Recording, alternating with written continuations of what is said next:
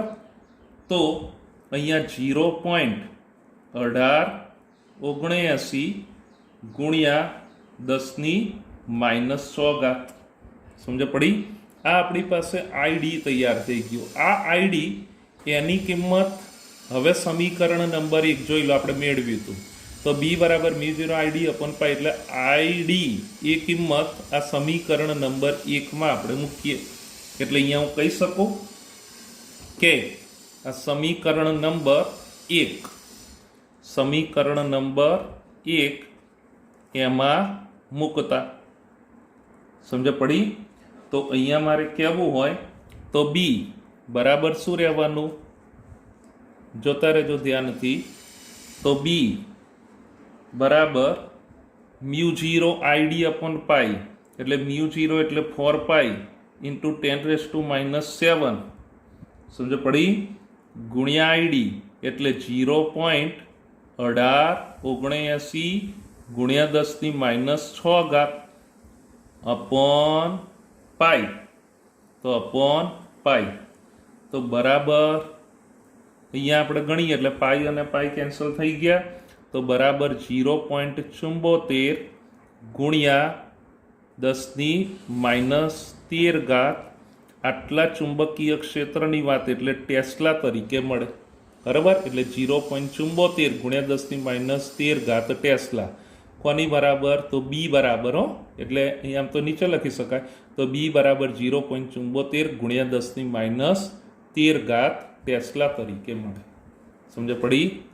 દેખાવમાં દાખલો મોટો પણ સ્ટેપ બાય સ્ટેપ કરજો. અને મેં 4-5 સ્ટેપ વધારે કરેલા છે એટલે દરેકે દરેક સ્ટેપ એમની પૂરેપૂરી તમને ખબર પડે, બરાબર. આ દાખલા તરીકે અહીંથી જ તમે આ કિંમત મૂકી અને અહીંયાથી જ સીધું e⁻1 તમે લખી કાઢો, બરાબર, તો પણ ચાલે. ખ્યાલ આવી ગયો? અથવા અહીંયા આખાનું સાદું રૂપને વિકલન ને બધું ના કરો અને અહીંયા તમે -1 લખી અને પછી આગળ વધો તો પણ ચાલે. પણ આ દરેકે દરેક સ્ટેપ એની પૂરેપૂરી ખબર પડે એ માટે મેં થોડાક વધારે સ્ટેપ કરેલા છે એટલે પૂરેપૂરો ખ્યાલ આવે. ક્લિયર? ઓકે.